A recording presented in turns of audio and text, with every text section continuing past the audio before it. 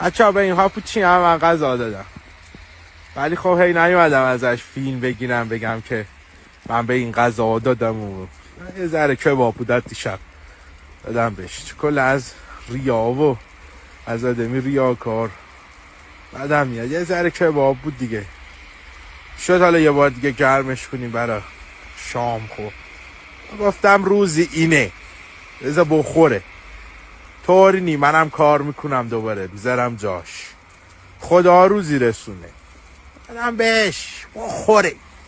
آخو برو حال کو، برو حال کو، برو حال کو، فقط برو، میگم برو حال کو دیگه. وایساده رفت.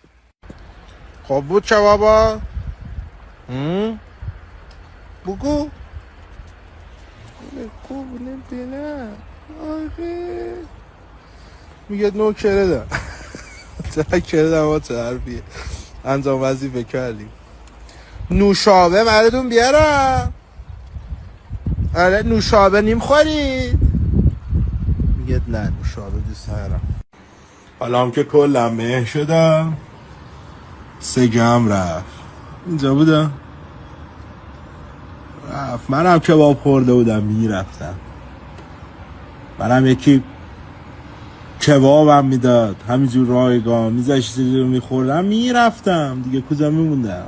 بالاخره کباب خوردم رفت پیش حالش، رفت ای زندگیش. من چشم دنبالو کبابه نبود، نوشی جونه. آخا خواب خوردی، خواب خوردی.